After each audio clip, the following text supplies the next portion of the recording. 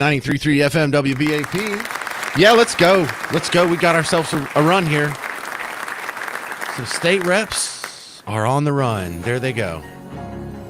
They just left Austin. It doesn't matter where they're going. All I know is they're getting the hell out of here. Some of them going to New York. Some have gone to Chicago. Some have gone to Oklahoma. Some probably went to Whole Foods, but I mean, it's a different story.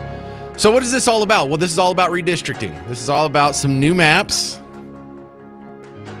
And it is a little odd. It's not normal to have your districts redrawn in the middle of the decade. Usually this is something that's done after the census. So when the constitutionally mandated census that happens in the 10s, the 20, 1930, 1940, 1950. So the last regular redistricting we did was 2020. And the big issue here, and no one's going to say it like this because everyone's just walking on eggshells and they're too scary, but I'm not too scared to say it because it's not racist. It's just the Latino vote. It's the Hispanic vote in Texas has gone from blue to red.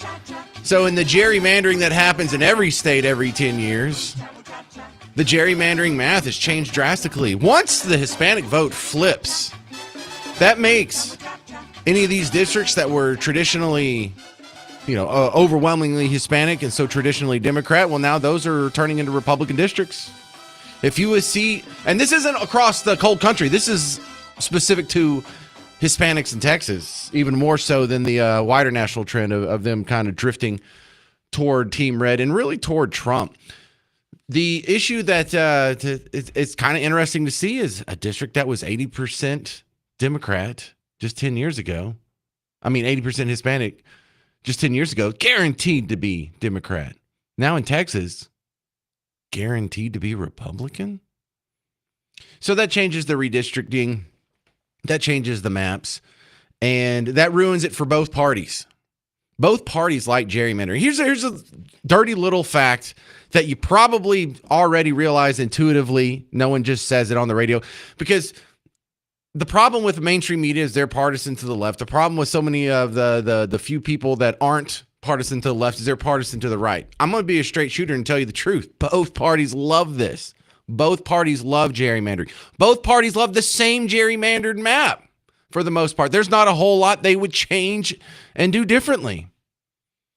And one of the things that it seems counterintuitive is they don't like purple districts. Neither side likes purple districts. So when Team Blue comes out and tells you, well, they're just redrawing these districts to disenfranchise voters. Well, some of the disenfranchise is so subjective. Yes, actually, there's going to be a few people who have an even more concentrated blue district based on the voting trends and changes and patterns and redrawn lines. But if you go through, look at every single state. This is something that happens in every state. Yes, it's illegal to gerrymander, but gerrymander is a subjective term, so you can't nail it down in court. It's like, can you go to court and convict someone of being beautiful? No, because that's a subjective term. No one can say, look, here's the evidence on why this person is beautiful. Someone else will disagree. So it's something subjective that can never be enforced. And the idea that they're going to, New York because, they don't gerrymander up there, it's laughable. Everyone does it. It's just a fact of life. It's not a good thing. I mean, I don't care that much either way. But make no mistake about it. This is not the end of the world for Democrats. And something else to keep in mind is when Brian Harrison was on the show at the beginning of the special session, he pointed out the guy that was running the committee for the redistricting map drawing cartography was a Democrat. It was appointed by Justin Burrows, who is supposedly a Republican, but he's one of the head rhinos. And so, yeah, to act like this is really just terrible and the Democrats really hate this it's like the bunny grabbing about being thrown in the briar patch. Oh, no, please don't redistrict the map and solidify my blue seats and give half the purple ones back to the Republicans, and we'll turn a couple of these purple districts back into solid blue districts, and then we don't have to spend a whole lot of money fighting each other. We can spend it on ourselves. Both sides love this, and it's so disappointing. And we'll talk to Brian Harrison coming up in the next segment. He's got some hot sports opinions about this one.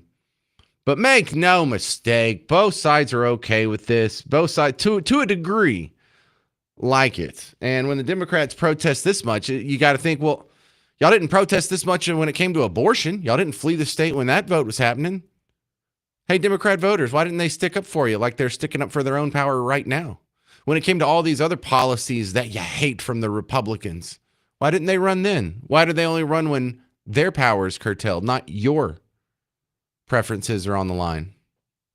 Just throwing it out there. Just throwing it out there. Here's a quick rundown from WFAA, our news partner here in Dallas, earlier today. Karen, Mark, at this hour, some Democrats from the state are in Chicago, others are in Boston, even Albany, New York, and this is going to halt any movement in this special session, at least for now. So in the meantime, what comes next? Lawmakers in Texas, or rather that are still here in Texas, will gavel in at 3 p.m., but when roll is called, there won't be enough members present to conduct business, and with more than 51 Democrats out of state, the House will fall short of the 2/3 quorum required to vote on any legislation. So we are at a standstill. So why are they leaving now? Democrats say it was the only way to block President Trump's push for new congressional maps, which could flip as many as 5 seats from blue to red in the state, including some here in North Texas. So 51 Democrats are on the run from their duties as a representative in the Texas legislature. Coming up, we'll get some inside scoop from a local state representative, Brian Harrison, out of the Midlothian area. And then we'll talk about what's going to happen to these guys. Are they going to get punished? Are they going to go to jail? Are they going to get fined? Are they going to get replaced in office? So we'll talk to Brian Harrison next on The James Show. 800-288-9227. I'm James Parker. It's News Talk 820 and 93.3 FM WBAP.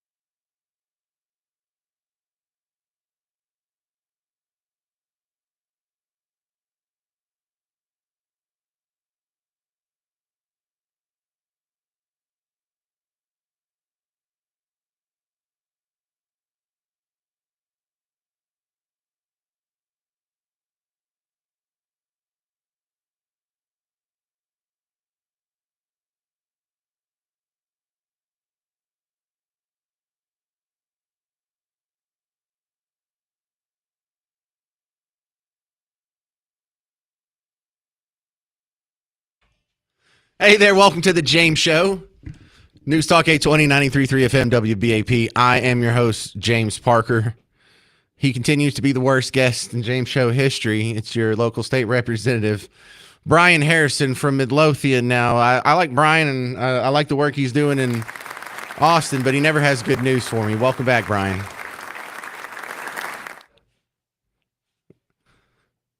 You're the worst. When have you ever come in and said, "Hey, James, we cut property taxes significantly. It was great," or we got 100% school choice, or it's just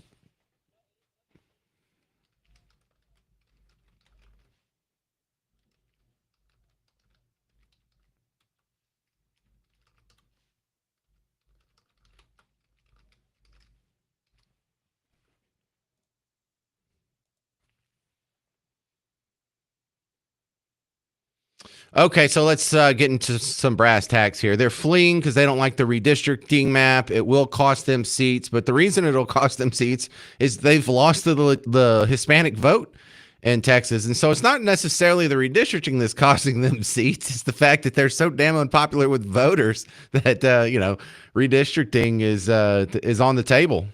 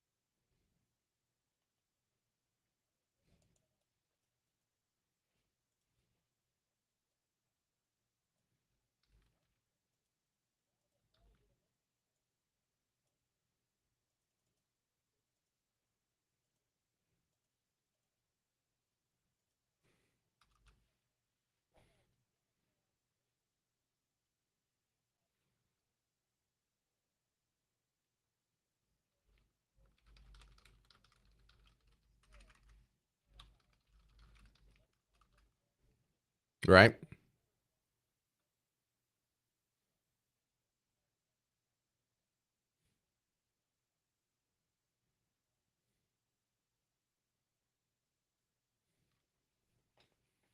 Well, it's got a national storyline to it now because it's on MSNBC, it's on Fox News, it's on CNN. Yeah, so Brian, after all the hemming and hawing, I feel like the Republicans don't really care if this map gets passed. I feel like the Democrats don't really care if this map gets passed. I just see them blowing up over what may be one of the, I don't know, this just feels like one of the least important topics that you and I have talked about in the legislative session.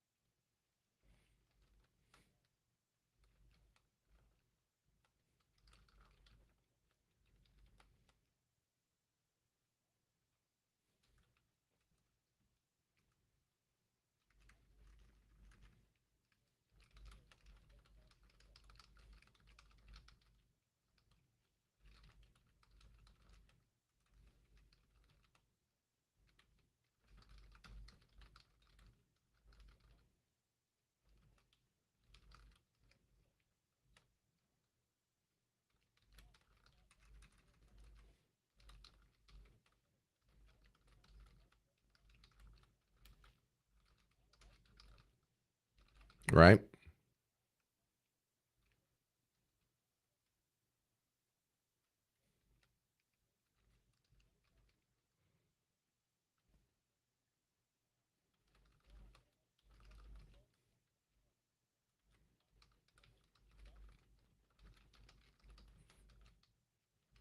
Well, I see, this is rare when you have both sides, both political parties, who are just completely screwing over their voters. Because the Republicans, their voters sent them there to get lower property taxes, to get school choice. And, Democrats, they didn't see their representative. I'm talking about the Democrat voters. They didn't see their representatives fleeing the state to preserve abortion, one of their big priorities, or to preserve THC, or to keep sexy books in school libraries.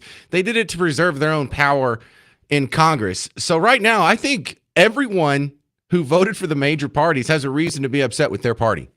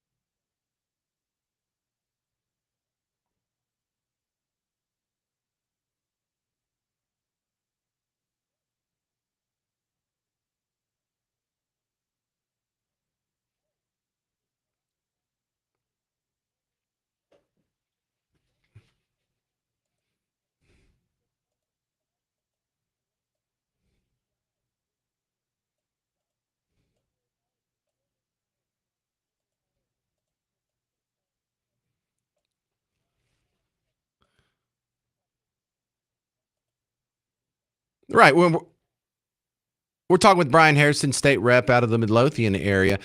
For the Dustin Burrows crowd, the rhinos that like to run out the clock, they're probably not upset about these guys fleeing. They're like, oh no, come back. Don't. You're going to run out the clock.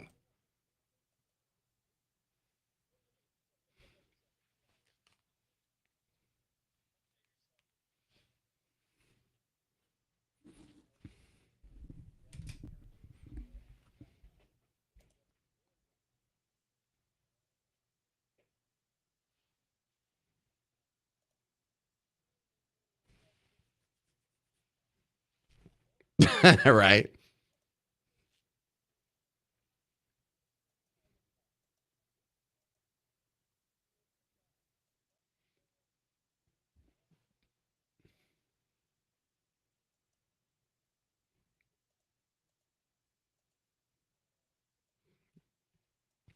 Okay. And you're just going right through my notes here because my next point is if Dustin Burrows is doing the bidding, or at least indifferent to the bidding of the Democrats in this situation, which would make sense. They voted for him to be the speakership. Then this guy is really screwing over Donald Trump, hitting the wish, because we're being told this is Donald Trump's agenda. Then why is Dustin Burrows the one guy that's standing in the way of it? Why is he the one guy who's allowing this to happen?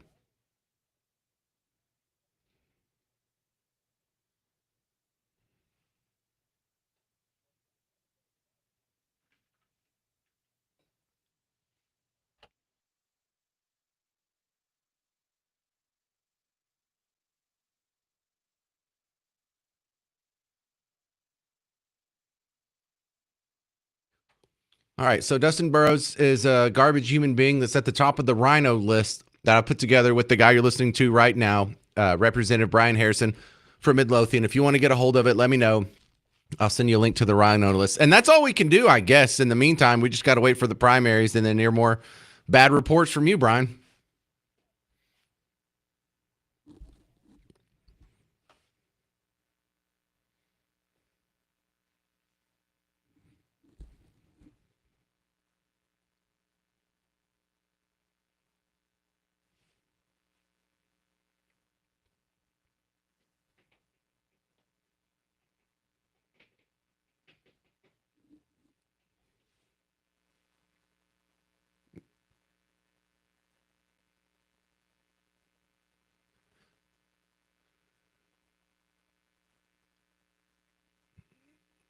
All right. Well, no, thank you for another terrible report from Brian Harrison, Republican out of Midlothian, a state rep.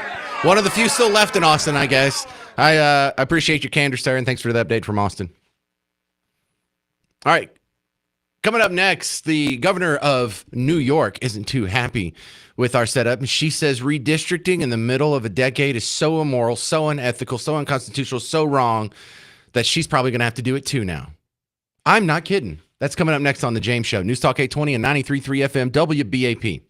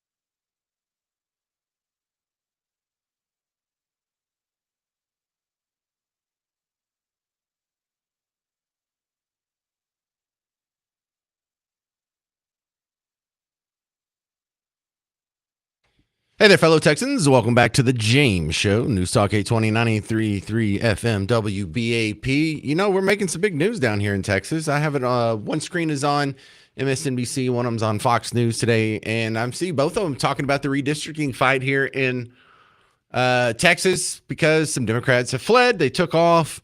Some of them did the old thing. And look, how long have you been here? Are you from here? Because if you're from here, you've seen this.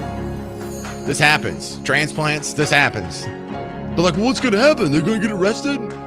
No, they might get fined, but whoop-de-doo. In fact, let's go to our news partner, WFAA, to see what exactly these people are facing because they're fleeing. What would the punishments be? It's not. It doesn't sound bad at all. You may be asking this morning, what happens when lawmakers go absent to break quorum? Well, there are some pricey consequences like $500 in fines per day for each member who's gone. And that can add up quickly, as much as $8,000 per lawmaker if they stay out the full 15 days left in the special session. Oh, jeepers, not $8,000. How will I recover from that? You mean keeping my office? Not spending a day in jail? Boy, what a punishment that is. I really regret my decision. Boy, $8,000 or 5 congressional seats. Which one's more valuable? Idiots. It's probably going to work, too, because I don't think the Republicans are really going to fight for this map thing. And then again, I can really see this both ways. Because when you look at the way that they draw the maps in every state, Republicans love gerrymandering. Democrats love gerrymandering. In purple states, they still have gerrymandering. Blue states gerrymandering, red states gerrymandering. Everybody does it. And the only reason you see everybody do it is because both big parties love it. They don't want contested elections because they don't know whether or not they can count on that seat. Then they have to go spend a whole bunch of money. And if they're going to make you do it there, then you can make them do it in this other seat. And then next thing you know, everyone's out of money because they're wasting it all on these stupid little seats when we could all just agree with the gentleman's handshake between the apparatchik leaders of Team Red and Team Blue that we'll just gerrymander and you fuss in the blue states and we'll fuss in the red states. But at the end of the day, we'll both come together. Now, what's the argument against this? Well, of course, it's racist. Here's the governor. Hey, hang on, lady. This is the governor of New York, Kathy Hochul. Of course, where did this come from? Well, Donald Trump came up with this scheme, perhaps with some help with AI. I don't know. But hang on.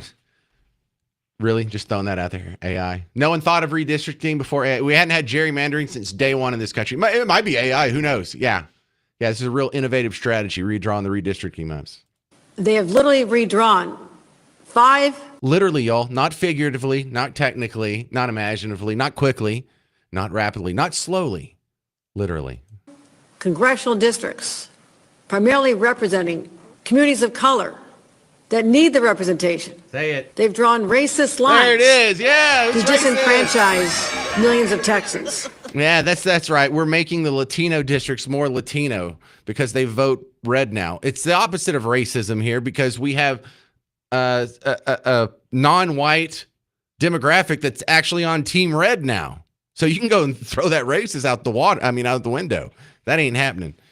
And so let's see. What are you saying here? Why do we need to do this, Kathy Hochul? Americans don't want a system that's stacked against them. They believe in fairness. It's fundamental. I'll tell you this, they're done with the chaos. They're done with the cruelty. And I would say they're ready to vote Republicans out of power in Washington, certainly in the upcoming 2026 elections. Republicans know this. They've seen the polls. They know they're sliding downhill because Americans are rejecting their policies. So this is why they're fighting. I've got the receipts. Here's Harry Enton, the CNN pollster from last week, talking about how bad the GOP is not sliding in the polls. The Democratic Party. And let's take a look at Dems, and let's look at their net favorable ratings. Whoa, woof. I mean, my God, we mentioned CNN. We had that poll come out a little while ago on their net favorable rating. They were 26 points underwater. You think that's low enough? How about we go even lower? We'll go to this side of the screen. I'm going to walk over here. We go to the Wall Street Journal, minus 30 points. 30 points underwater. Their lowest on record. These polls have records going all the way back since the early 1990s. And that's enough, Harriet. So what you see there is the Democrats are polling the worst that they've polled going back to the beginning of these polls in the 1990s. But Kathy Hochul says they're doing this because the GOP is sliding in the polls. Oh, so first, the lie that it's racist. Second is because GOP is unpopular. What's the third lie on your fake fight against the redistricting map? As governor of a state where many of those early battles took place, we're commemorating them next year. Those battles for freedom were here. That's why I cannot stand by and let this happen while Donald Trump and his co-conspirator, Greg Abbott, erode our democracy and drag us toward authoritarianism. Spit it out. What Texas and Republican states are doing at the direction of Donald Trump, I say is nothing short of a legal insurrection against our capital. Legal meaning they're using the legal process. Does not mean it's legal, and it must be stopped. So it's an insurrection too. That's it. It's racist. It's because the GOP is unpopular, and this counts as an insurrection. So now that we've established that redistricting is something you do because your party's terribly unpopular, redistricting is evil because if you do it in the middle of a decade, it counts as an insurrection, and it's probably racist, immoral, unethical. It's the worst thing in the world. So Kathy says, so we're going to do it. What? If Republicans are willing to rewrite these rules to give themselves an advantage, then they're leaving us no choice. We must do the same.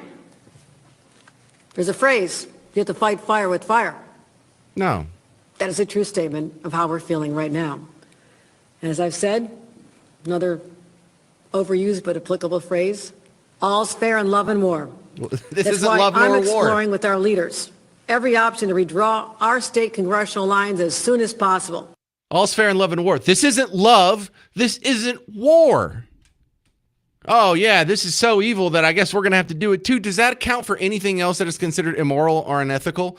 Can you believe so-and-so cheated on their wife? I guess I'm going to have to cheat on mine too. I guess that'll make it even. No. Can you believe so-and-so murdered somebody? I guess I'm going to have to go murder somebody. Can you believe so-and-so cheated on their taxes? I guess I'm going to have to cheat on it. It doesn't work.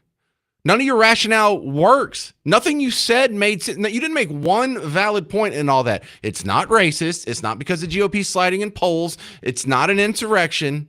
And if it's so damn bad and immoral, you're going to do it. That disproves your point. Coming up next, even worse. What the heck did Jasmine Crockett say this time? She was in Austin on Friday at a hearing in your state capital talking about redistricting. You'll hear her next on The James Show. 800-288-9227. I'm James Parker on News Talk 820 and 93.3 FM WBAP.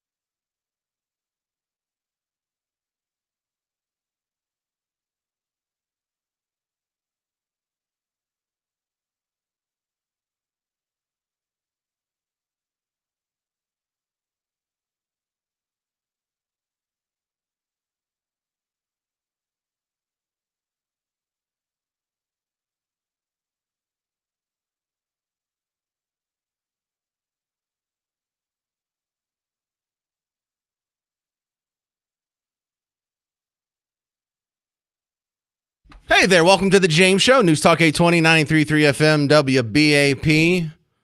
Hey, a big thank you to a friend of the show, Jim Verdi, the producer for was Dan Bongino, now The Vince Show, who says New York just did redistricting in 2024 to get rid of 3 Republican seats. Oh my goodness. Well, that would make, was it racist when they did it, Jim? Was it racist when Kathy Hochul did it and signed it? Oh my goodness. Was it an insurrection when Kathy Hochul did it and signed it? Huh, that's so weird because you were just told, you just heard in the last segment that it was racist and it was because the Republican Party is wildly unpopular and it was an insurrection. Oh no. Is it because the Democrats were wildly unpopular? What happened? So thank you very much to Jim Verdi for throwing that out there. And now he sent me a link. And yep. People on the internet have discovered that, and it's being thrown around social media. And the truth wins again. Who needs fact checkers these days when you have Twitter/X? But we're talking about the redistricting map here in Texas where they want to change the congressional districts. It would, by most analysts' guesses, increase the number of dedicated Republican seats here in the state of Texas. So you've had a few state reps run off to Chicago, Oklahoma, New York City, or no, actually Albany, not New York City. New York City! Played it anyway.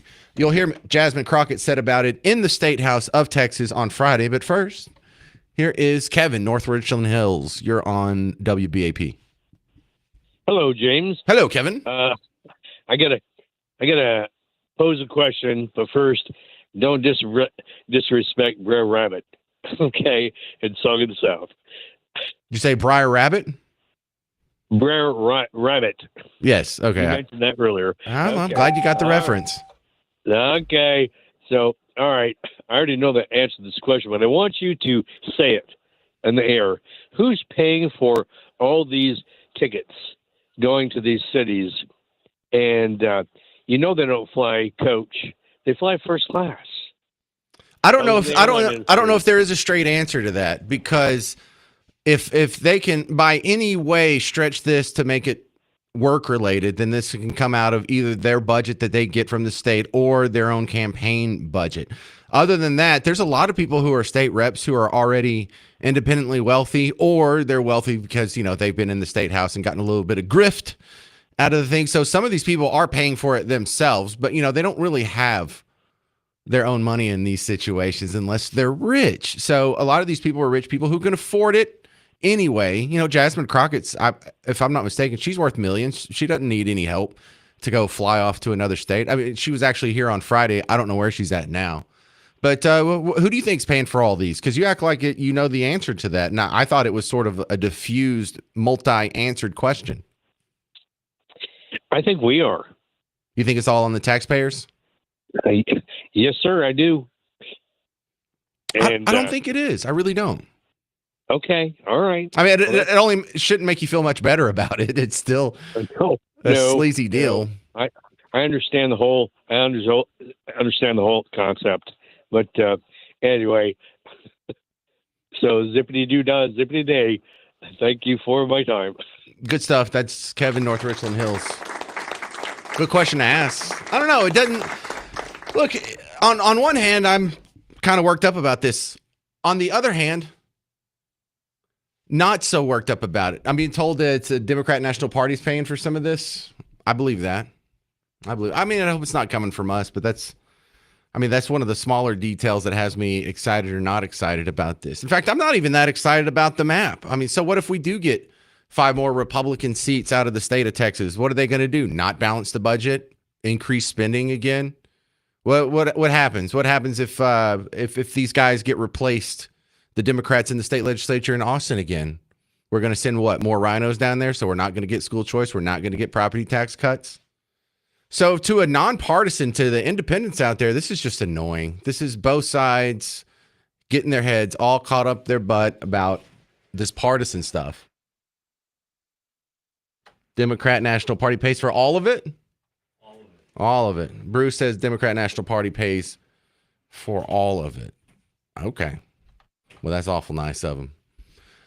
Jasmine Crockett was in Austin on Friday.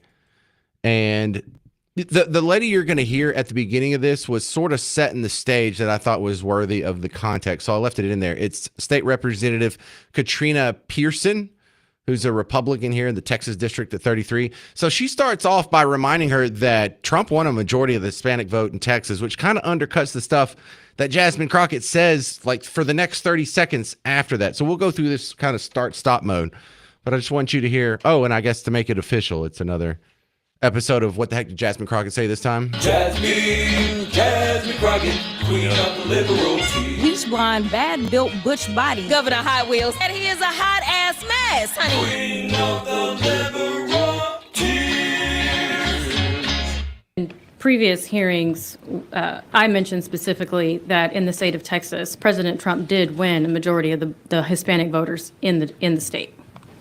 And just to broaden that even further, I mean, those are the numbers. President Trump did win the majority of the Hispanic votes in the state. In fact, he flipped, I believe it was 10 counties in the state. So don't you think that is reflective of this map, this proposed map, that the minorities who are here with the new minority districts that have been created, it is reflective? All right, pause. That was Katrina Pearson. This is Jasmine Crockett.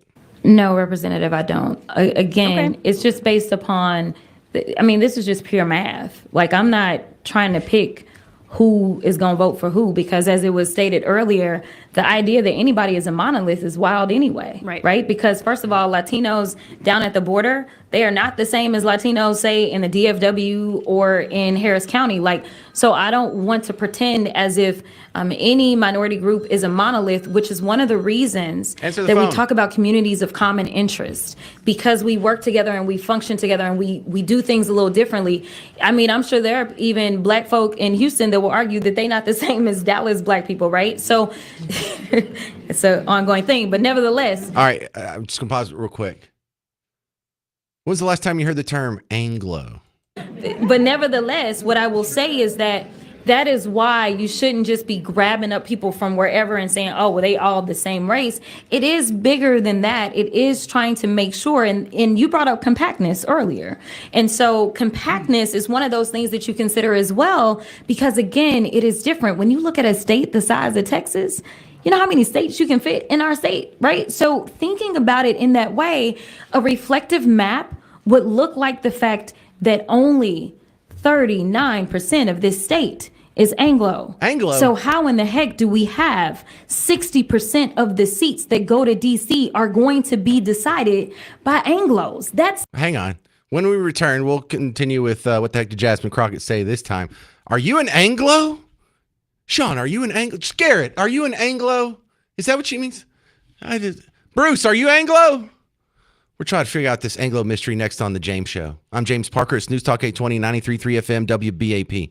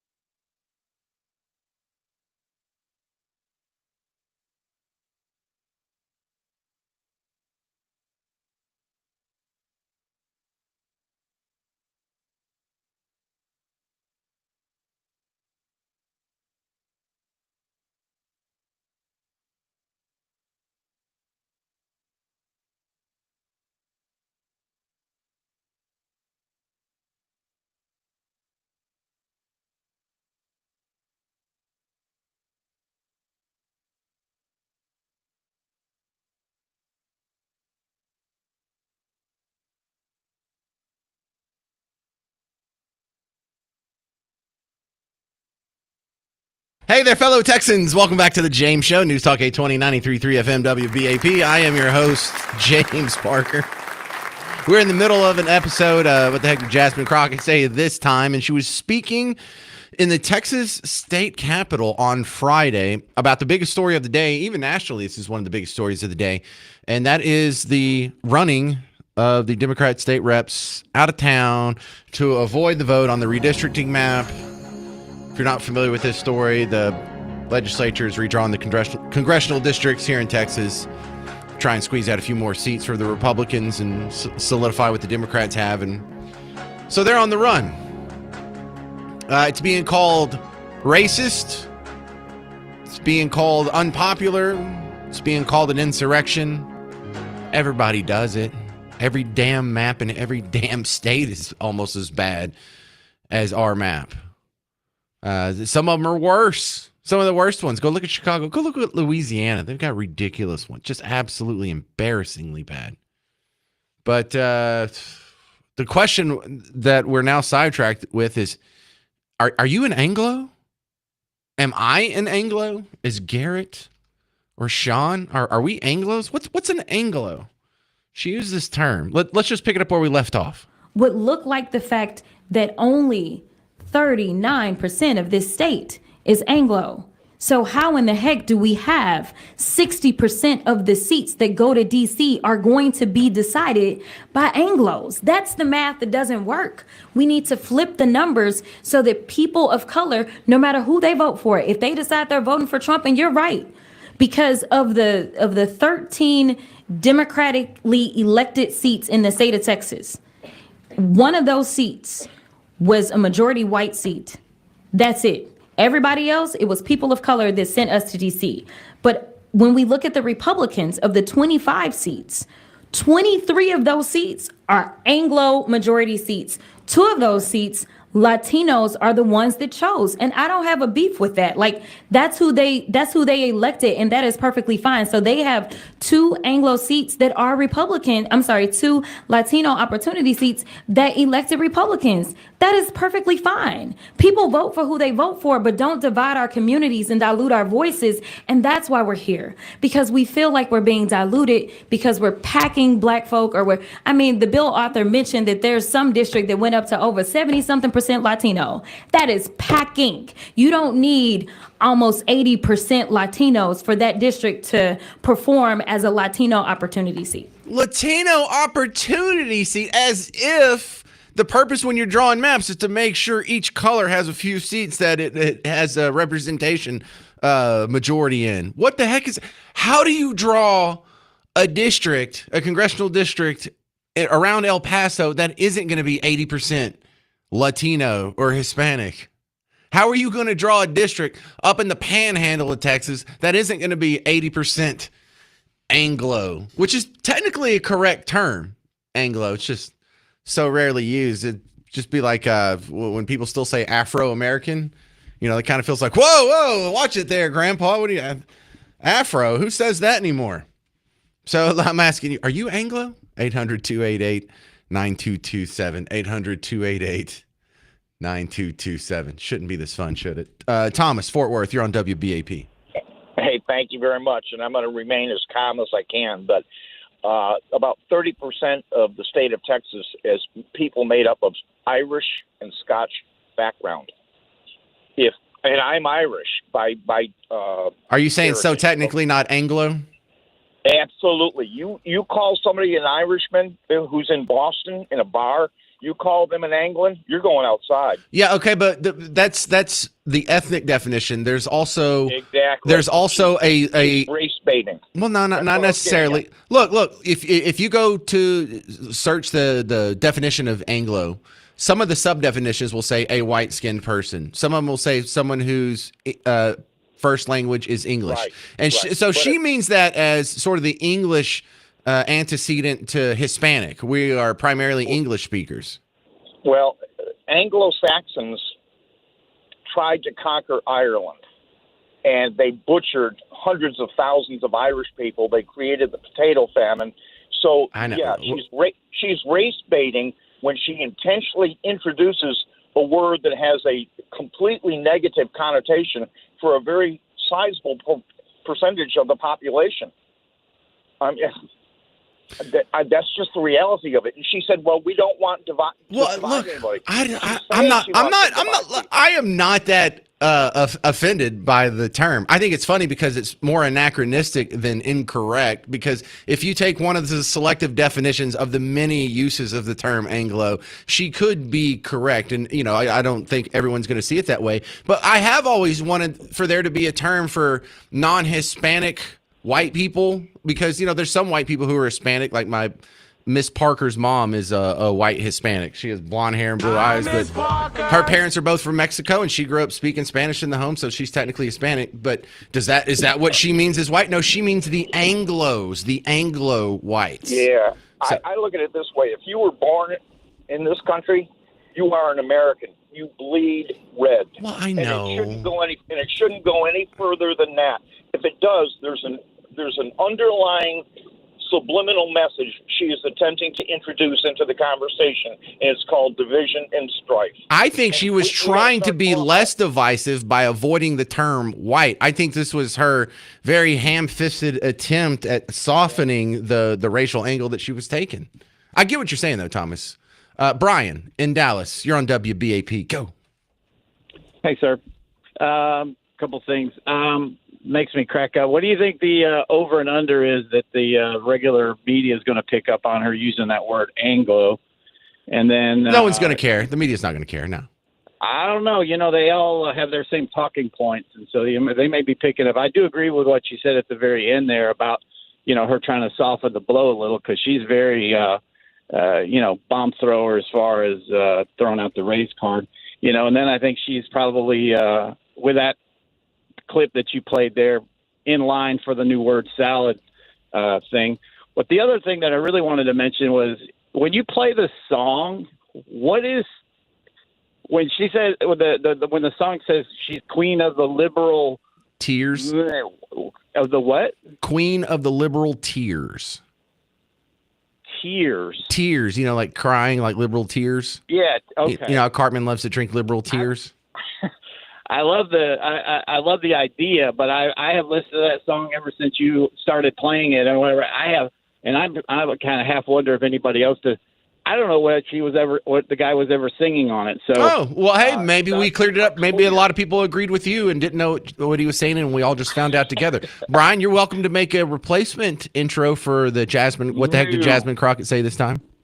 No, I can't do it. Come on. You can probably sing just fine. I'm terrible. Right. Terrible. Well, Anyway, thank you. Thank you very much, Brian in Dallas, and let's hear it one more time. Jasmine Crockett, queen of the liberal tea. Bleach blonde, bad built butch body. Governor Hot Wheels. And he is a hot ass mess, honey. Queen of the liberal tears. Coming up next on the James Show, some callers have some hot opinions on Jasmine, calling them Anglo. Next on the James Show, 800-288-9227. I'm James Parker on News Talk 820 and 93.3 FM WBAP.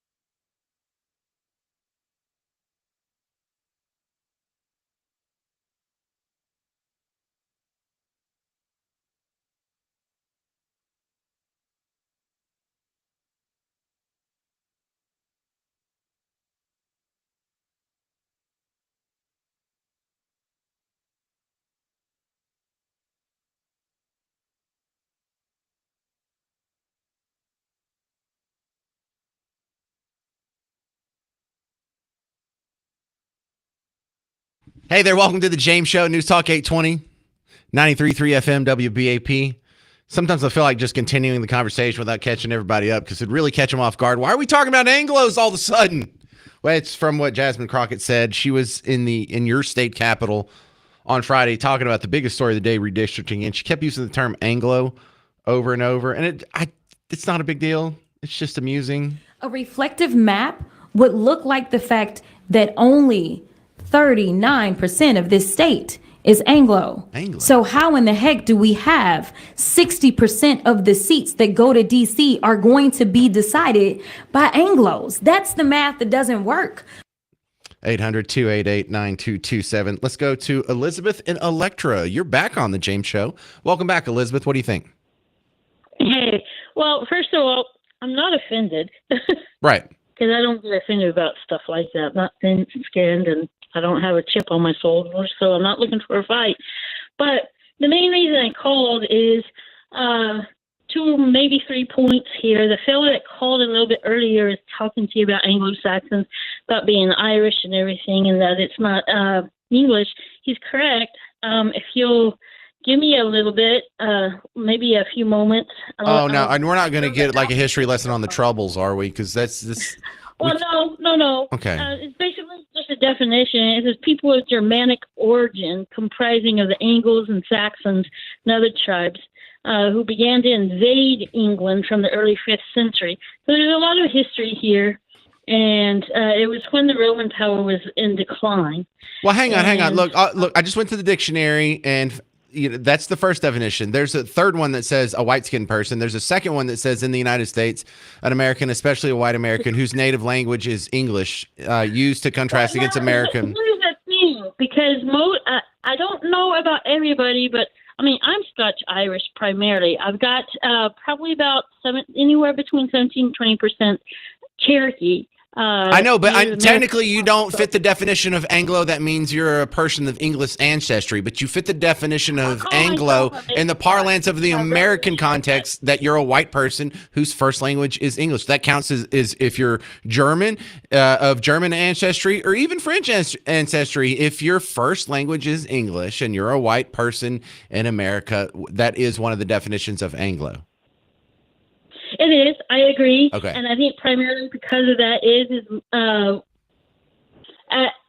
most of the immigration that came over here, the large waves came after when the Anglo-Saxons invaded England, if you consider that. So, I mean, I guess technically it does fit, but you got to consider those peoples who are of other white races that were actually taken over. Elizabeth, you're taking this way too serious. We're just having fun with what the heck did Jasmine Crockett say this time, and now we're going all the way back to Alfred the Great, and we're just having fun. It doesn't have to be 100% literary correct. I'm a big history buff. I guess so. Well, that's a fun discussion if we had more time. I just got to keep it moving. And good to hear from you again up in Electra, Elizabeth. I recognize you now. Sure. Thank you. All right, next up, this is Andrew in Georgetown. You're on WBAP. I think we should throw it a totally different way and come up with Anglo crackers and come up with the recipe. Sounds delicious, actually. It sounds like it goes with like really expensive cheese that you buy in like the shelf of the grocery store that's sort of segregated from the rest of the cheese. Just throw it right back at her. I mean, really?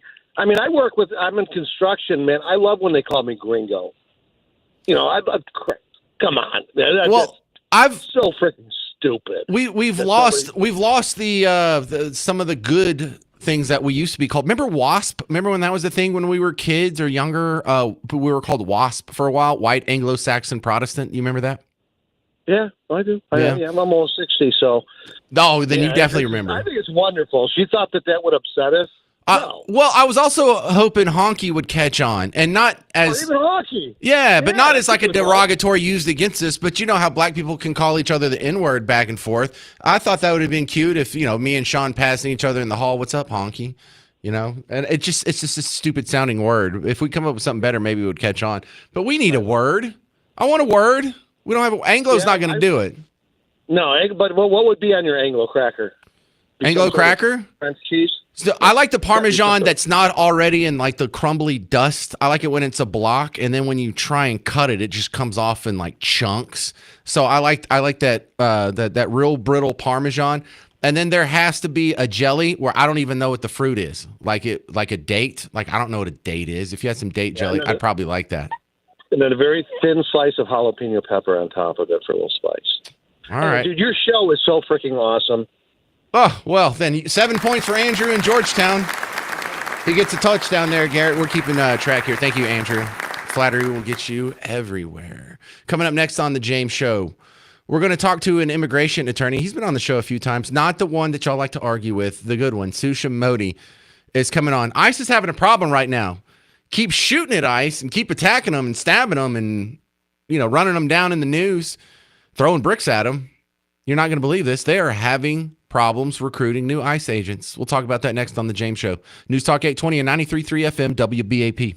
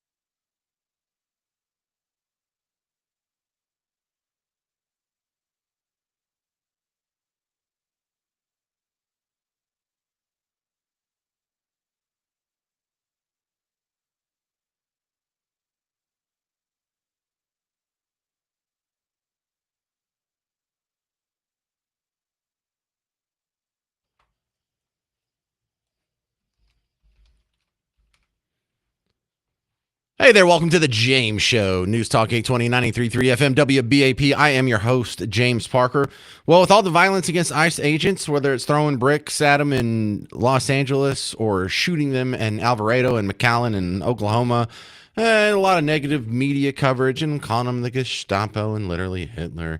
No big surprise here that they're having some recruitment issues. An immigration attorney who's regularly on the James Show, Susha Modi's back on. Welcome back, sir. So talk about this shortfall in ICE recruiting. How does this affect? Let's start with legal immigrants first, Susha.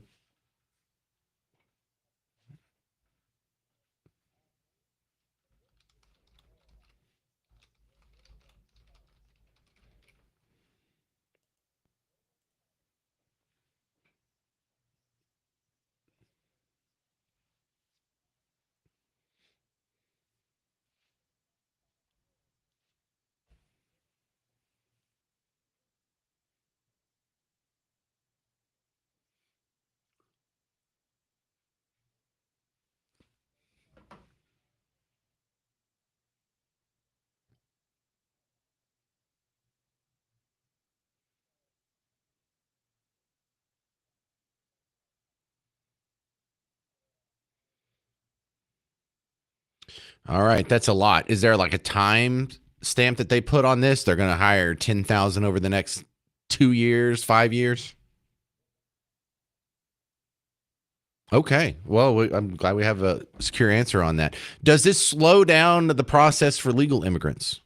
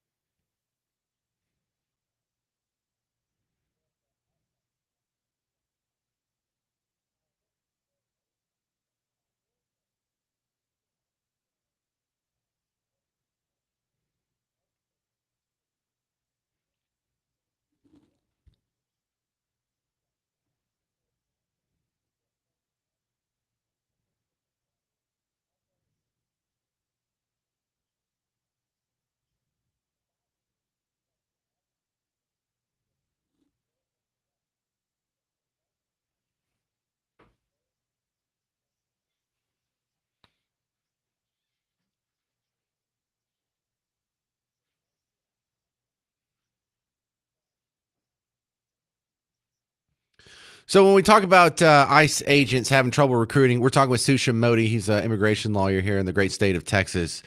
What do you think they're going to do to fix this? Is there anything they can do besides just offer more money?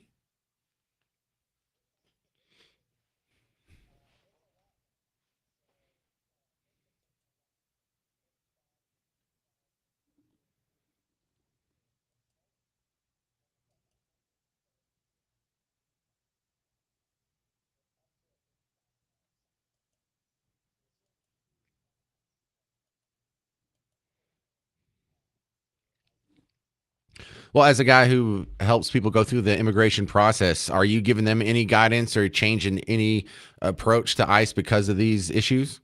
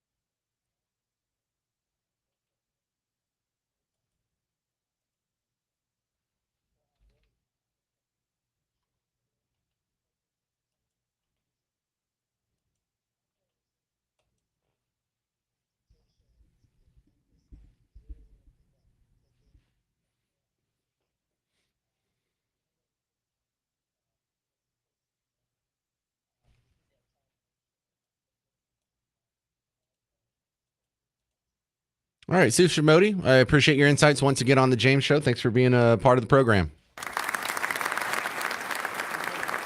Coming up next, we're going to have Jay Young. He's founder and CEO of King Operating Corporation. It's a big oil company here. And he's going to talk about President Trump's latest tariff and trade policies on Canada. It might drive up your gas prices pretty soon. Find out next on The James Show. News Talk 820 and 93.3 FM, WBAP.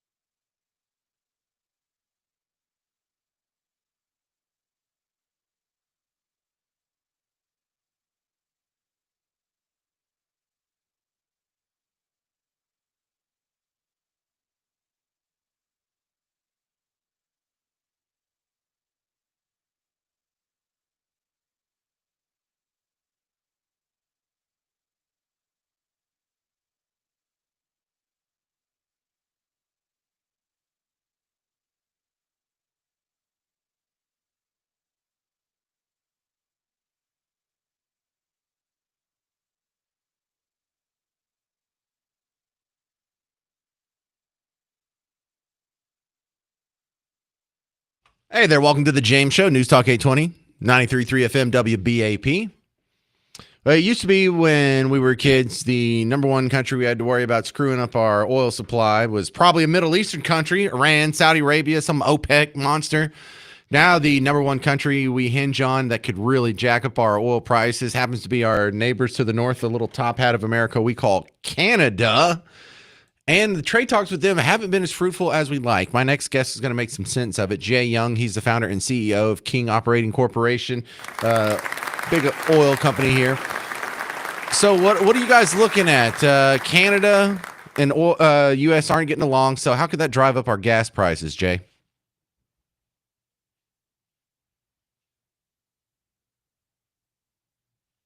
Sorry, let's try that again. So U.S. and Canada aren't getting along. How could that end up driving up our gas prices, Jay?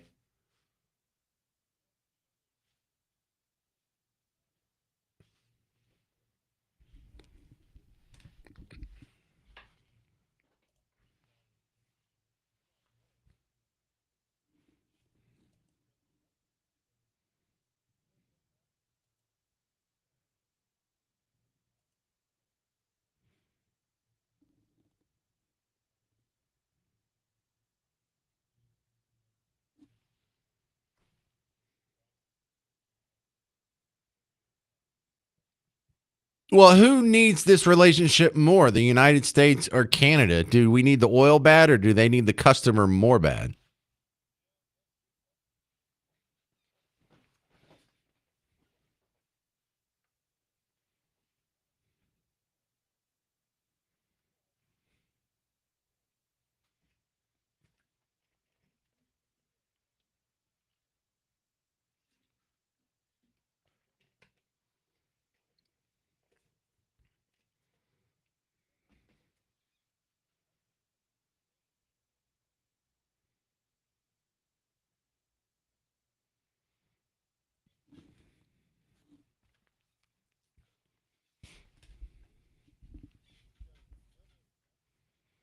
Well, when you get oil from Canada or Mexico, it can come in via truck or pipeline. If you get it from pretty much anywhere else in the world, it's got to come in via a big boat. How much more expensive is that?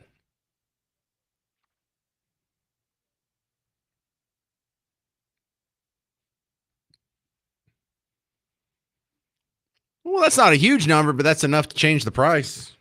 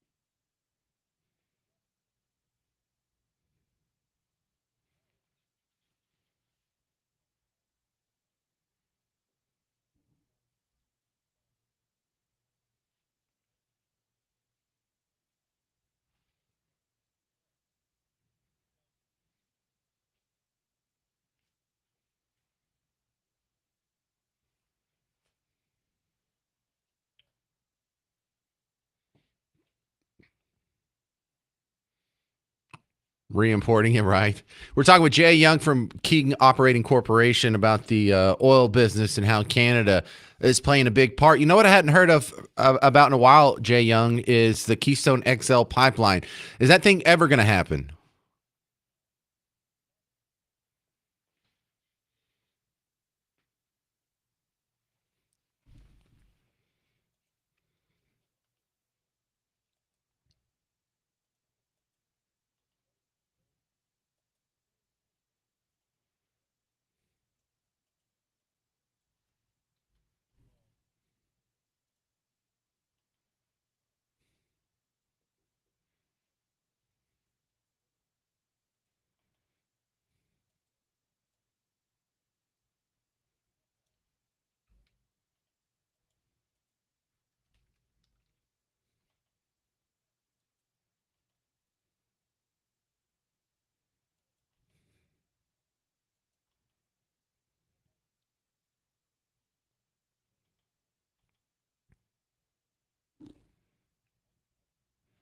Oh no, I think we had to do it to save the environment. That's what it was. Because if you'd lay a pipeline right next to an existing pipeline, the original Keystone pipeline, that destroys the environment. I know we all got a good laugh out of that.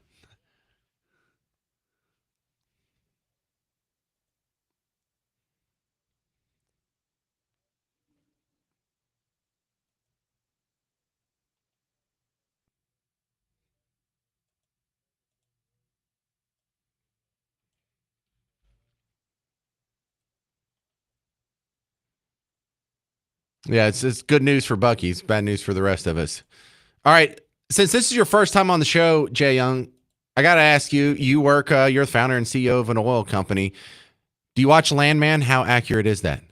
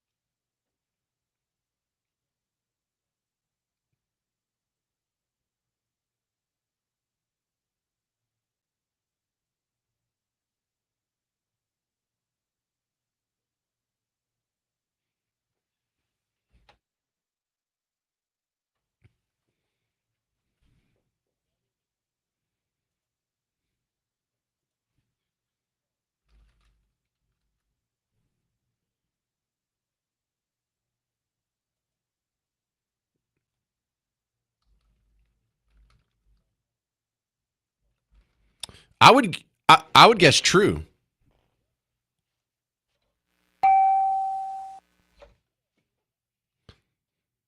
Oh, the they probably make more money than I do. Those ladies. But what time do when they're lined up in that line to go get the fancy coffee from the fancy girls?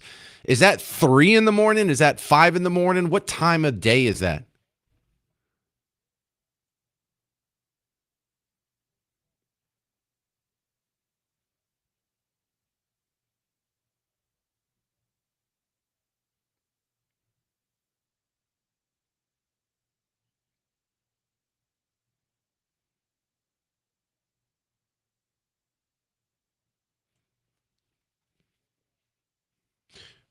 Well, Jay Young, a lot of people bristle at the idea of, oh my God, these guys have to be up and at work at 5 in the morning. Excuse me, I work in talk radio. I've had to be at work at 4 in the morning. Thank you very much. But my job's a lot easier than a roustabout.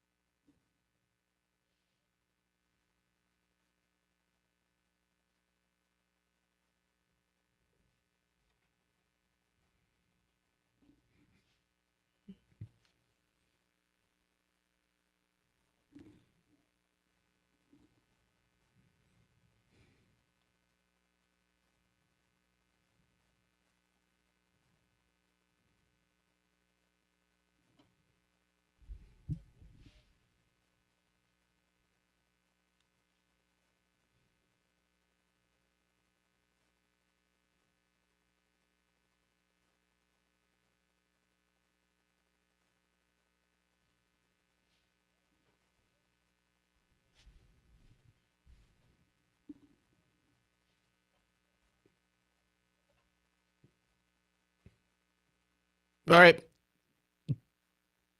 Jay, we'll have to have you back on the show. We're out of time for now. You can check out his website, kingoperating.com. This has been Jay Young, founder CEO of King Operating Corporation. Coming up next on the James Show, you're going to hear why the Corporation for Public Broadcasting, it's shutting down. It's a total reason for a party. And if you're looking for a party, you can get tickets to Brian Kilmeade's History, Liberty, and Laughs tour coming to the Winspear Opera House. It's the big one here downtown. He's going to be in town again Saturday, August 23rd. Win tickets from us. Text Liberty to 800-288-9227 to win Brian Kilmeade tickets August 23rd, downtown Dallas. Text Liberty to 800-288-9227. Or if you want to go ahead and just outright buy your tickets, go to attpac.org. I'm James Parker. It's News Talk 820 and 93.3 FM WBAP.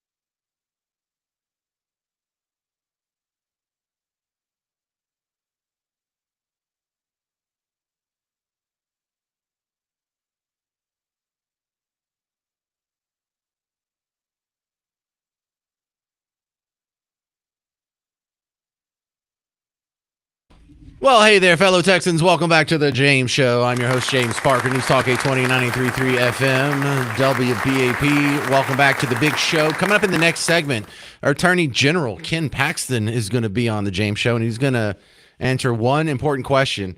Are we going to arrest these dudes that ran? Are we going to put cuffs on the guys that flee the state so they don't have to do the duty that the voters of Texas sent them to Austin to do? I know you're wondering that. I'm wondering that. We've seen this in the past, and it never happens. Could it happen this time? Are we living in a new era? Are we living in a new age where Epstein and his clients are going to go to jail, where all the Me Too people go to jail? You know, we're flipping over a lot of these norms. We're overturning a lot of the precedents that we just inherited for no good reason. Why not this one? Find out in about 13 minutes on the James Show when I talk to our buddy Ken Paxton. That's going to be awesome. But the Corporation for Public Broadcasting announced that they're shutting down September 30th. Oh my goodness. Am I happy about that? Yeah, damn right I'm happy, baby. Oh, I'm so excited about this. This is one of the generational norms that I'm talking about. Our entire life. We've griped. I've griped to you. You've called into radio shows like the James Show, and we've said, why on earth do we have to take tax money from me and you and your mom and give it to freaking Elmo? You know how many toys that dude sold Christmas one year? Remember the Tickle Me Elmo doll? Didn't it get ridiculous? It's like the most popular toy for Christmas for like a couple years. Billions of dollars have been spent on Sesame Street merch, yet I still have to subsidize it? No way. No, it makes no sense, right? But there are some actually big lessons to be learned here, not just making fun of Muppets. Here's a couple of big lessons. Number one, we just did an experiment starting in the mid-'60s until coming up on September 30th. We had the government actually go take money from its citizens and come up with its own government-funded propaganda outlets. And I don't just mean government-funded. I mean, think about all the PBS and NPRs. You know where like most of these stations are? For like these NPR stations, a big chunk of them are on college campuses. So not only do they not have to pay for the programming, they don't have to pay for their own studios. You're paying for that too. You're paying for the whole damn thing. And it's what? Whose side was it on? Was it on the side that claims to be the resistance? We're just fighting against the man and evil government and corporations and authoritarian fascists and literally Hitler. Except for when the big government and the elites in government, the oligarchs, come up with their own news station, it's on your side. PBS and NPR, one of the great things that they did was they were a litmus test on whether or not you really are the resistance. How could you be the resistance if you're saying the same thing the pro-government outlets are saying? You're not. That's the only thing I'm going to miss about it, is just being able to point out these people that think that you're fighting against the man. Then why do you agree with the man? Then why do you support everything he does? Then why do when we put up the American version of Pravda, it echoes you? Newsflash, if you agree with PBS and NPR, you are not a rebel. You're not a free-thinking, critical analysis individual capable of independent thought. You're an easily led automaton and a sheep that can't be hypnotized by propaganda fast enough. So that's the only thing I'm going to miss about it, is being able to hold it up next to you. Not you, but because listen, I've worked in the media for 20-something years. My hobby is playing music, so I'm hanging out with musicians and media types all the time. So I'm surrounded by Team Blue cheerleaders constantly. And I have enjoyed so much pointing out that you agree with NPR. So you agree with government news? You agree with the news and the ideology and the worldview that the government elites want you to have? And you call yourself the resistance? You think you're a rebel? Why? Because you put an anarchy patch on your dead Kennedy's jacket? Stop it. You're embarrassing yourself. But no, hell no. Look, I have a lot of professional animus for these losers. And it's not that everyone that works at NPR or PBS are losers. Don't take that away from it. I have good friends who work for NPR stations.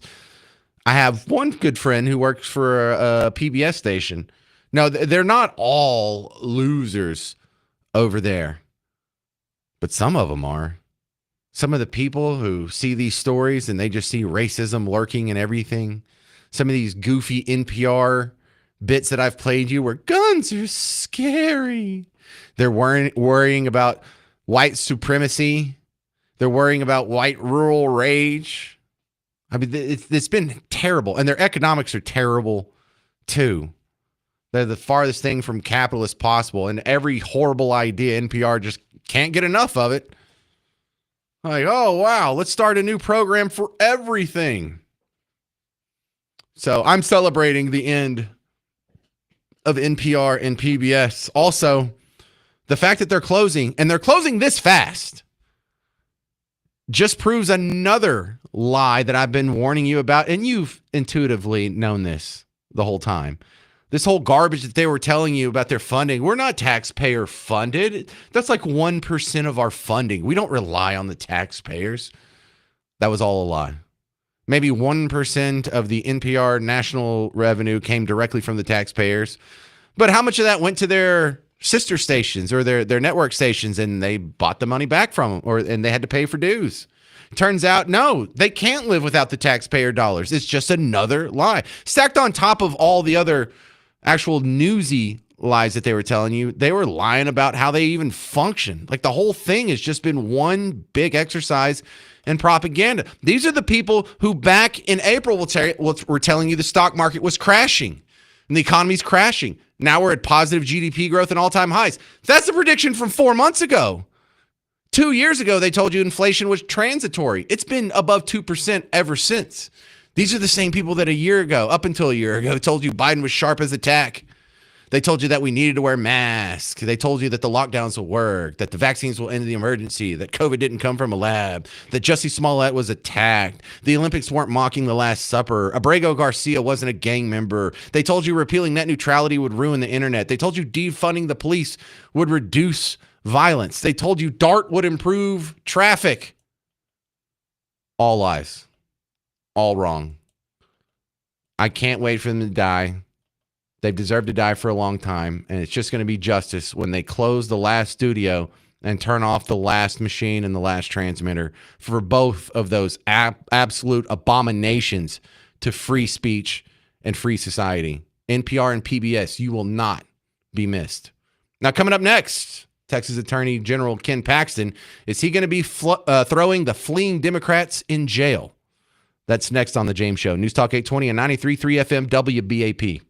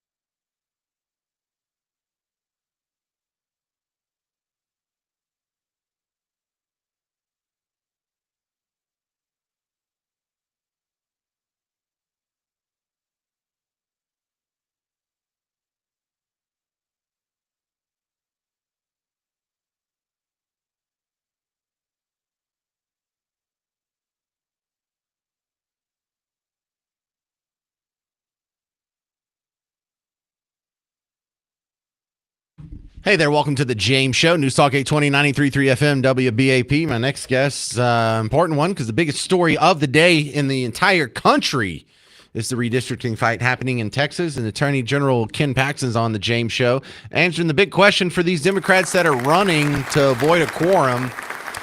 What negative consequences will they face? Will they get charged with anything? Will they go to jail? Ken Paxton?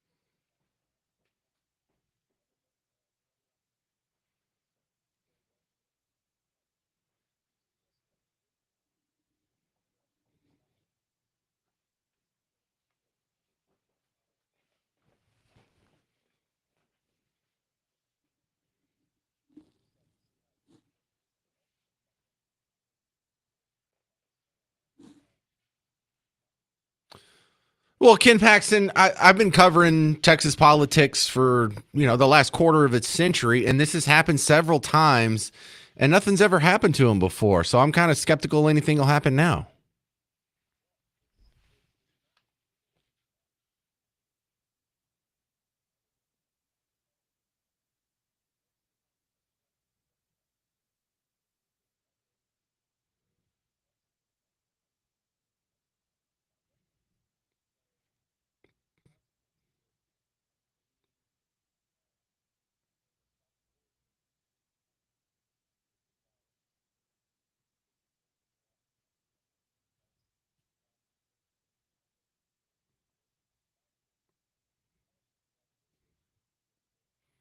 Well, our current Speaker of the House, Dustin Burrows, isn't much better than some of the guys we had in the past. Do you feel like he would be much help in this situation?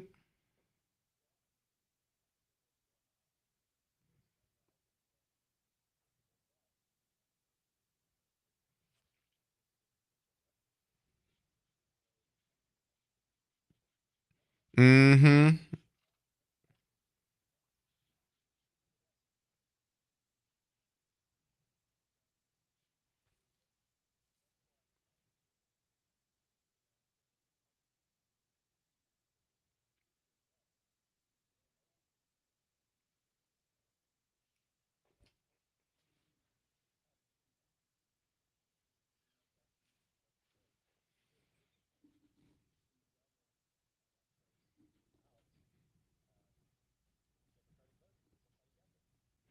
We're talking with Texas Attorney General Ken Paxton. One of the weapons we have against the fleeing Democrats here is the fact that they can wait out the special session, they can come back, and then the governor can just call another special session.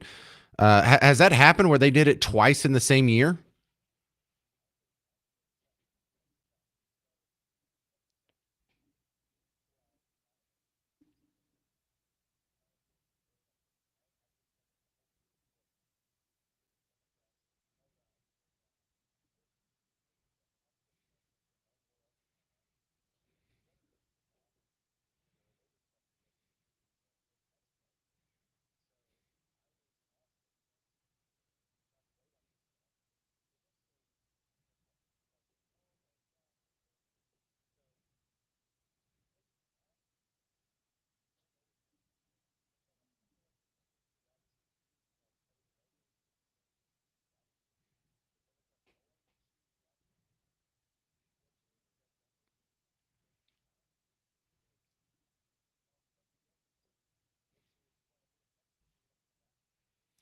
All right. Well, Ken Paxton, seeing how the law is laid out here, and you see this new map, it's surprising that this is what they freaked out about. They didn't flee the state when abortion was on the line. They didn't flee the state for some of these other priorities that you would think their voters would care about more. They fled when they might lose some congressional seats. Is that going to be a popular move election time?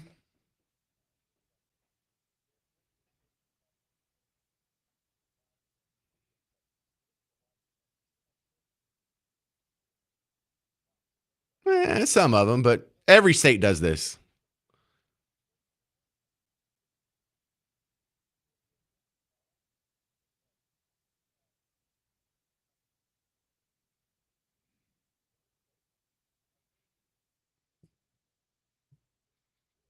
Pretty bad, yeah. Louisiana's one of the worst, too.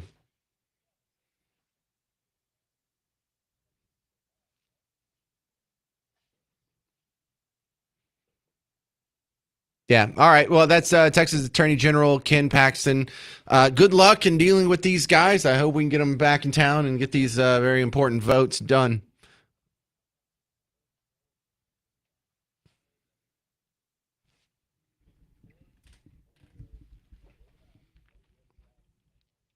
Well, thanks for coming back on the show. It's the biggest story in town, definitely here, and nationally, it's one of the top 5 stories. So it's good to hear from you. Thanks, Ken. Texas Attorney General Ken Paxton on the James Show, and you got to hear from him himself. Not real certain that these people are going to get arrested, are we? Coming up next on the James Show, I'm going to give away some tickets. You want to go see Collective Soul live? No, the band live, not. I mean, Collective Soul will be live, but live will be live, and Our Lady Peace will be live. And if you want to win tickets to all that on August 13th, call in now because we're playing Dead or Alive next. 800-288-9227. Go and call in now. We'll play Dead or Alive next. 800-288-9227. I'm James Parker. It's News Talk 820 and 93.3 FM WBAP.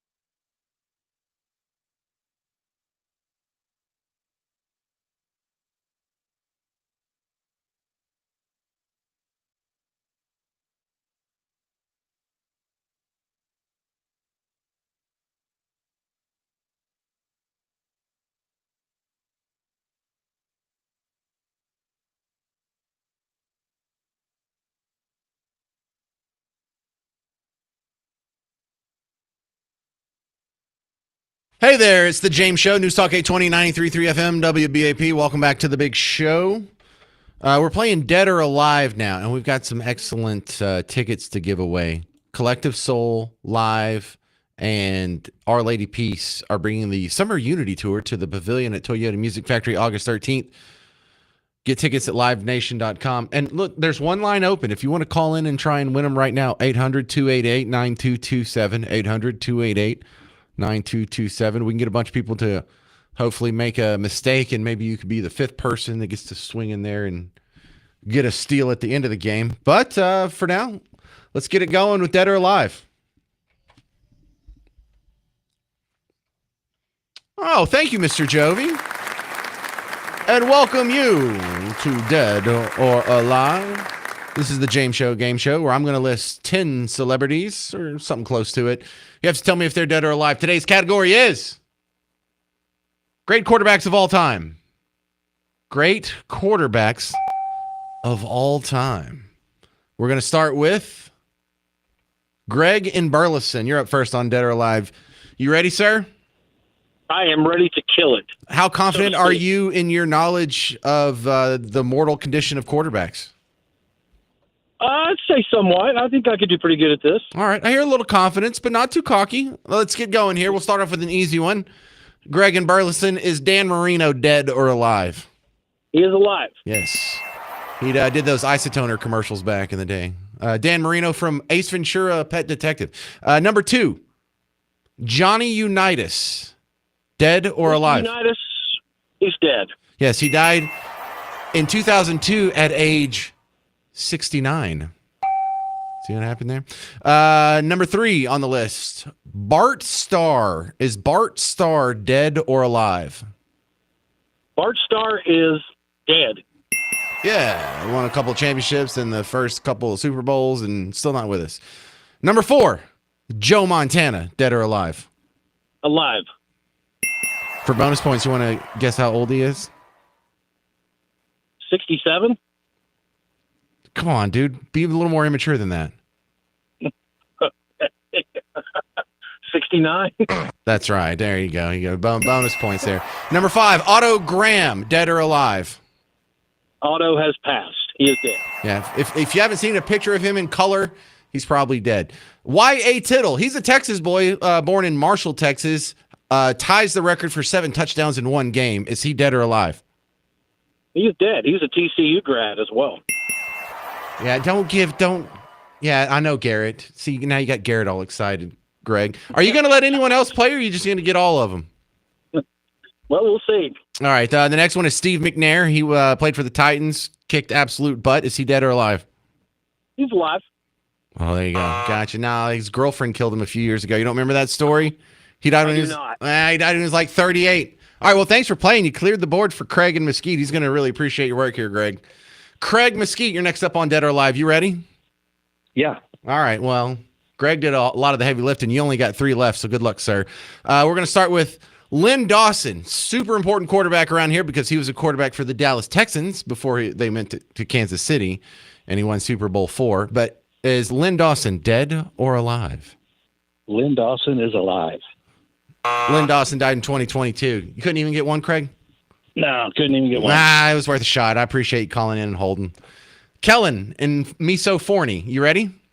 I'm ready. All right, you only got 2 left. Hoorah, let's do it. Doug Williams. Alive. Okay, well, don't even let me do my description. For bonus points, how old is he? He is 72. Try again. 70. Come on, dude. I don't got it. All right, well, you're a decent human being. I won't push it.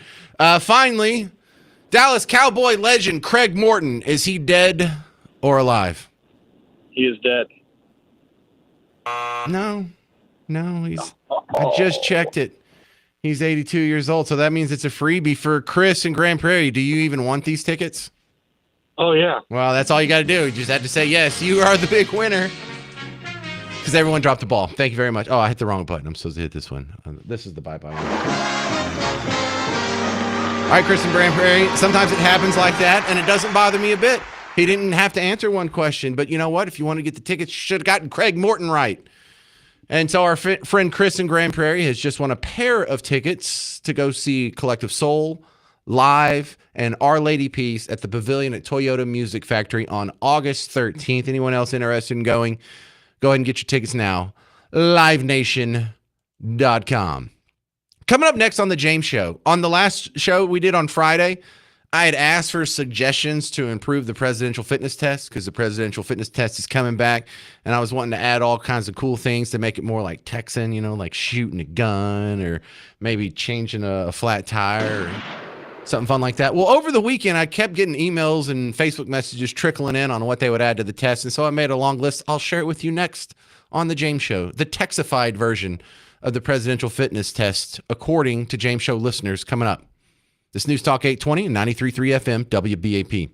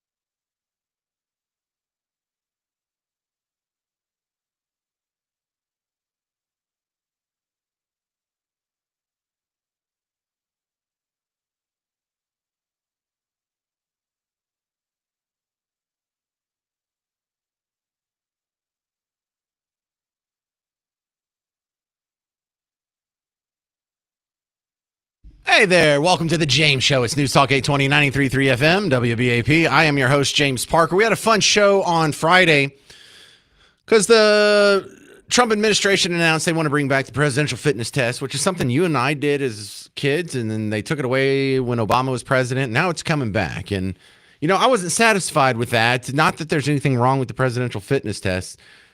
Actually, some guy emailed in. It's like, oh, yeah, you're supposed to be like a limited government libertarian guy. Now you like the government having a top-down, cram-down of a fitness test. And you're like, no, it's not like he's forcing anyone to do it if you don't do the presidential fitness test. You go to jail. It's voluntary. He's not forcing anyone to do it. It'd just be nice if we all had a metric on something and you don't have to share your results with everyone else around. You just have a benchmark of calm down, people. But I wanted to add to it for a couple of reasons. Number one, it's 2025, and there's some skills that we need to adopt that we didn't used to need to adopt. And then there's also some skills that it seemed like most people had, but they've sort of fallen by the wayside in modern times. And so with that thought process, I wanted to make, instead of the president's fitness test, we have the governor's fitness test, because this is going to be very texified.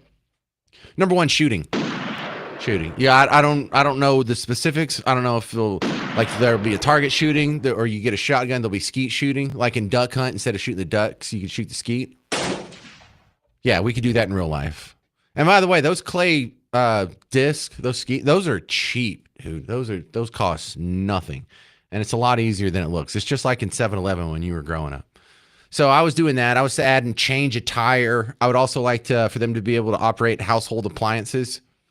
Because I remember just one day when I realized my oldest kid was 12 and he didn't know how to work everything in the kitchen. I'm like, what are we, idiots? They knew how to work the microwave, but here's how you work the oven. Here's how you work the stove. Here's how you work the dishwasher. Here's how you work the disposal. And then we went to the washing machine, the dryer, the hot water heater. Now I got them fixing weed eaters and lawnmowers. It's great. So what made this even more fun is over the weekend, I kept getting people adding to it. Here's one that came up a few times. Ken in Farmersville was the first one I saw say it. Kids need to know how to drive a stick shift. Do they? I understand that does match my definition, what I was looking for of a skill that everyone used to have that's fallen away. But it's because we don't use it anymore. It's because we don't need it anymore. It's because we don't even hardly have stick shifts anymore. The last stick shift I drove was a work truck. So, yeah. Tony in Frisco, along the same lines, he said, read a map. What? I don't know if we need that either. Read like a Mapsco? Like you got to go look up the grid and figure out where you're going? Because everyone has the map on their phone. We'll never need to know how to read a map again, just like we'll never need to know how to add on an abacus ever again. We got a calculator on our phone. I'm not sure if that meets the definition, but Tony in Frisco did add a second one I liked. He said, turn off the main water line to a house. You know what? We should know how to do that. Do you know where the shutoff is? Do you know where it usually is? It's usually in a hole in your front yard somewhere. Go find it. You're going to have to stick your hand in a nasty, dark, bug-filled mud hole and then turn something that hadn't been turned in 20 years. It's not a fun experience, but yeah, that's a great skill. Good one, Tony in Frisco. Some guy named Jill, Jeel, I don't know how to pronounce it. He said, change oil. He's change brakes. Mow your grass and weed eat. Yeah. Okay. That's a little more. Balance the checkbook. A lot of people said this. That's crazy. Listen, I am old as hell. I'm 48 and I don't balance my check. I'm not sure if I ever balanced my checkbook. I think I learned how to do it when I got my first checking account at age 16 at Bug Tussle State Bank, and I hadn't done it. It's all on your phone. Carry on a conversation without looking at a phone or TV. Overrated. Lynn and Lucas said, I think all kids need to learn to swim. I'll take it. I'll add that to the test. Lynn and Lucas, that's a positive. There was a big problem, though, that a lot of people were throwing in things that were academic. And that's not what we're doing here. This is a fitness test. This isn't the STAR test. This isn't the SAT. This academic brain-only stuff isn't what I was talking about. I was talking about physical stuff like dexterity, endurance, strength. You know, doing push-ups, going for a run, shooting a gun, operating household appliances, changing a tire requires something physical, not just brain stuff. So I got a whole lot of that was just brain stuff. And about 10 people said balance the checkbook. Let's see. Mary Lou said balance the checkbook. Derek said balance the checkbook. Marty said balance the checkbook.